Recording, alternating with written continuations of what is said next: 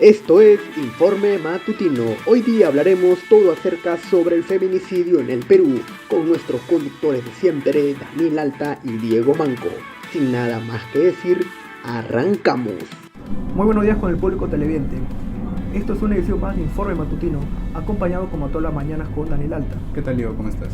Bueno, el día de hoy vamos a hablar sobre un tema muy delicado en estos últimos años, que es el feminicidio en nuestro país, un problema que lamentablemente parece nunca acabar en nuestra sociedad. Efectivamente, y para abordar este tema más a profundidad, saber sus causas y posibles soluciones, nos encontramos con nuestra compañera María Fernanda Novak, que se encuentra acompañada vía Zoom con la especialista... Adelante, María Fernanda. Gracias, Daniel. Diego, correcto, ahorita me encuentro con la especialista Cintia Blanco, a quien le haré un par de preguntas acerca de los feminicidios. Buenas tardes, doctora. Bienvenida al programa Informe Matutino. En esta oportunidad hablaremos sobre el feminicidio. Quisiera que por favor nos explique a la audiencia y a mí, en sus propios términos psicológicos, qué son los feminicidios y cuál es la principal razón por la que esto se da. Ok, gracias por la invitación, María Fernanda. Bueno, creo que es importante iniciar comentando acerca de los feminicidios, que ha sido toda una lucha y un logro, en realidad, en términos legales, ¿sí? Más que psicológicos, para que sean considerados o tipificados, mejor dicho, como feminicidios, ¿no? Porque antes, no hace mucho en realidad, algunos 10, 7 años aproximadamente, los asesinatos de hombres a las mujeres por su condición de mujeres, ¿sí? Ahora vamos a de repente poder comentar un poquito más de eso, eran simplemente considerados homicidios, pero por el mismo tema de la causal, y tras muchas investigaciones, de hecho, con respecto al tema de la violencia en género, se empezó a considerar temas de feminicidio. Y creo que esto es muy importante, poder que sea tipificado de esta forma para que levante estas estadísticas, ¿no? En qué condiciones mayormente también mueren las mujeres, ¿no?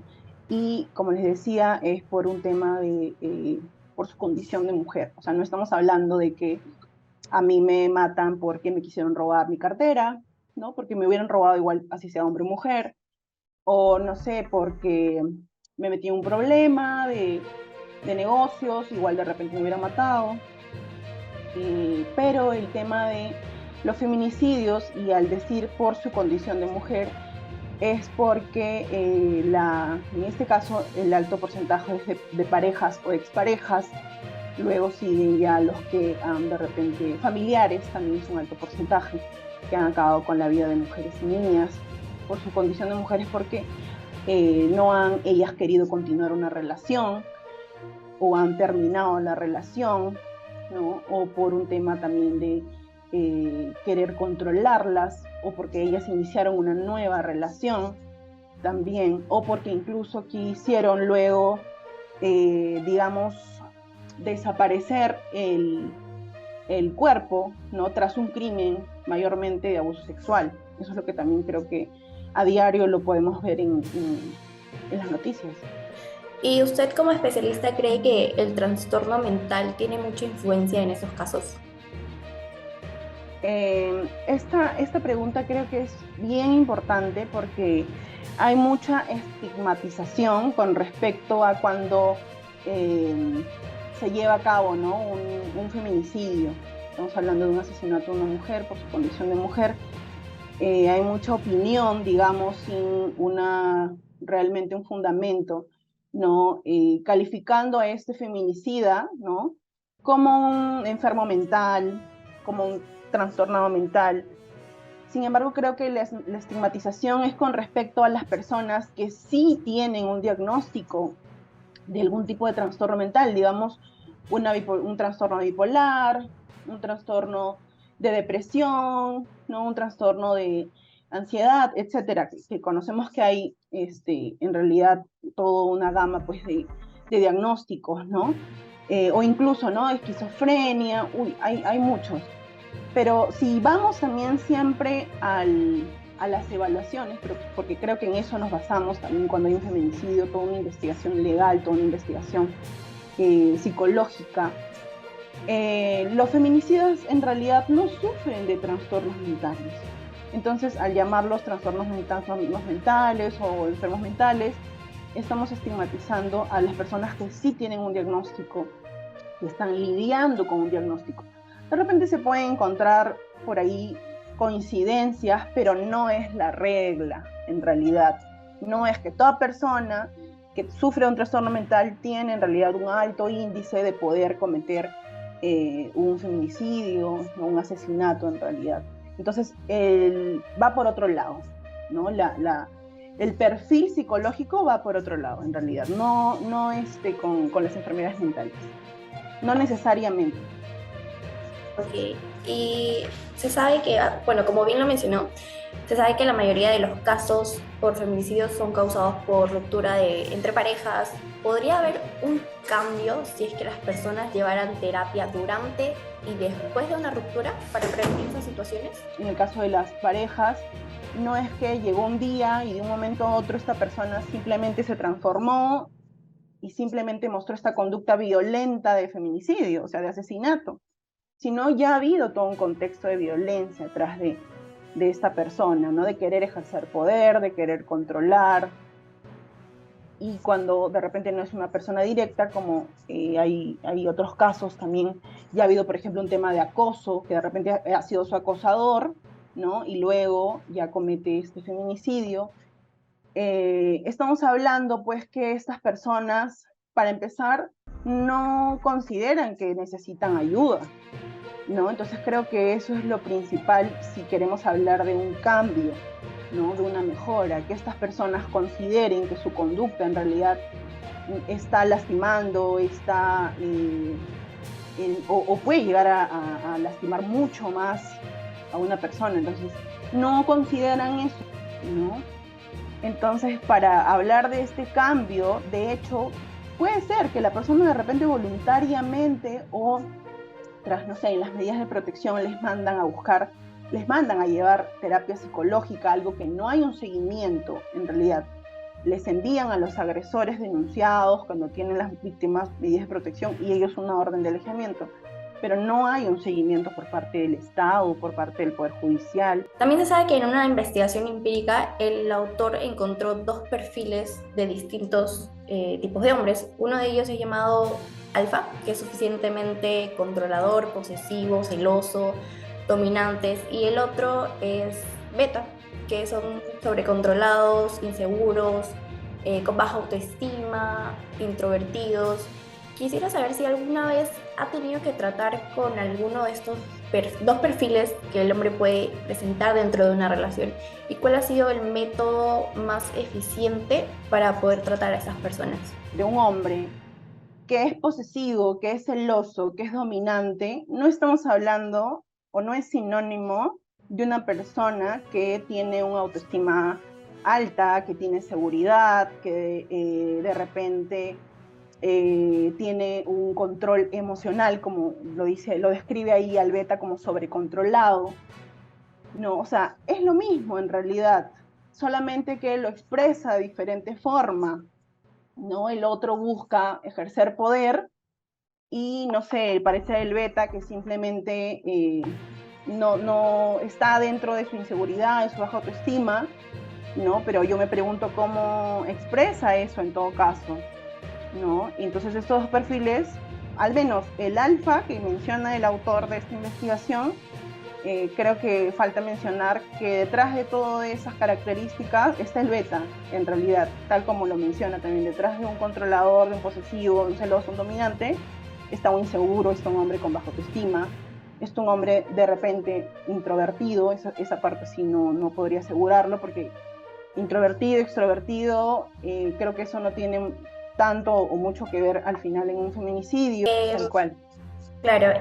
Y por último, ¿algún consejo que le quiera dar a las mujeres que están pasando esas situaciones difíciles hoy en día?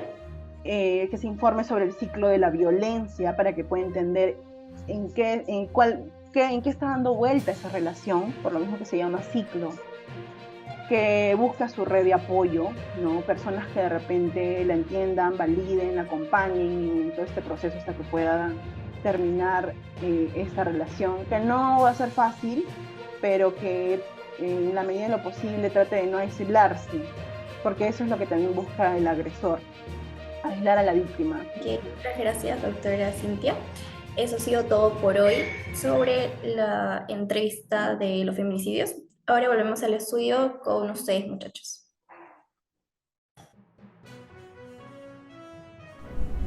Muchas gracias, María Fernanda, por la entrevista. Ha sido una charla muy interesante e informativa. Sí, para continuar con nuestro bloque de opinión pública nos encontramos con nuestro invitado especial, Yair Pérez, que nos explicará su postura acerca del feminicidio en el Perú. Muchas gracias, Daniel Diego, por la invitación. ¿Crees que el trastorno mental tiene mucha influencia con estos casos? Mira, de hecho, creo que en el caso de los trastornos mentales, pues se adjudica mucho, como por ejemplo, diciendo que un abusador tiene un trastorno mental o no, está enfermo y por tal motivo los hace.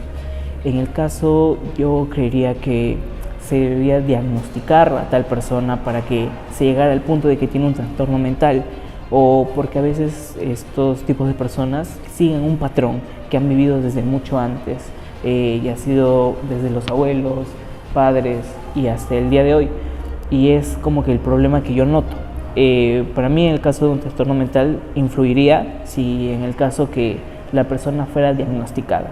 En otro caso, yo creo que sí se tendría que intervenir, pero de una manera psicológica, o evaluar al paciente si en verdad tiene un trastorno mental o, bueno, si está siguiendo un patrón que ha vivido desde su infancia. ¿Crees que el trastorno mental tiene mucha influencia con estos casos? Mira, de hecho, yo creo que sí podría haber un cambio. El hecho de la terapia es muy importante y se debe seguir en este país. El hecho de que se haga una terapia en pareja es sumamente importante, ya que ahí más o menos se puede revelar como que disconformidades entre ellos, o qué es lo que les gusta o qué no, o qué tipo de patrones puedan tener en su vida pasada, en su niñez o en antiguas relaciones, y llegar a un solo acuerdo. Bueno, como es terapia, yo no creo que bastarían solo unos meses. Esta tendría que ser intensiva para que no malogre ni afecte a nada de la relación. ¿Las relaciones tóxicas son el principal motivo para incentivar al hombre o perder el control en la relación? Mira, de hecho, para mí las relaciones tóxicas no son el principal motivo. De hecho, en el Perú, la gran mayoría de casos que se presenta por abusos de hombres hacia mujeres, tanto como físico y mental, han sido porque desde muy niños han sido criados con una diferente mentalidad. De hecho, esto viene de los padres, abuelos en antiguos tiempos. Incluso me atrevería a decir que se propone un contexto social, ya que como que vivimos actualmente en el Perú como una sociedad machista desde hace muchos años, pues se cree como que el hombre tiene cierto poder en el hogar o en una relación, lo cual para nada es cierto. De hecho, una relación debería ser equivalente para ambos. Ambos deben poner lo que está a su disposición y lo que creen que es correcto. Yair, de acuerdo con la explicación de la psicóloga, ¿qué piensas al respecto? ¿Presentas disconformidad o todo claro? Mira, justamente dentro de la entrevista de la psicóloga mencionó algunos patrones de los hombres, como que el inseguro, el que tiene inseguridad de todo, se basa un poco en la toxicidad, y el alfa, como que siendo el macho predominante de la relación, el que quiere sobreponer sobre todo. La verdad, en esto yo estoy en disconformidad. Yo creo que la gran mayoría de casos acá en el Perú se realiza es por el típico macho alfa que quiere llevar todo, controlar todo, desde su punto de vista a lo que él cree que es correcto en una relación, imponiendo mucho y dejando a la mujer vulnerable, cosa que para mí no se debería dar, y creo que sería el principal punto de enfoque en lo que se deberían derivar los casos a este tipo de personas, ya que mi posición ante las personas inseguras, creo que en caso de los hombres sí hay como una tasa de hombres inseguros que pueden llegar hasta extremos, pero a eso voy, a que son extremos, no pasan como que siempre, siempre están ocasionalmente. Básicamente son hombres que dudan mucho, la piensan bastante y pues no generan como esa conducta que genera un macho alfa, por así decirlo, lo cual creo que se debería cambiar. Esto debería empezar y pues muchas mujeres deberían como abrir los ojos, de cierta manera pues ir a denunciar. El miedo es muy difícil, los abusos más que físicos son mentales porque el miedo está presente todo el día. Entonces yo creo que deberían primero enfocarse a este tipo de varones, que son los que predominan, por así decirlo, aunque totalmente están en lo incorrecto. Gracias a nuestro invitado especial, Yair Pérez, por brindarnos un poco de su conocimiento acerca del feminicidio en el Perú. Vamos a una pausa comercial y volvemos con el bloque deportivo a cargo de Piero Rivas.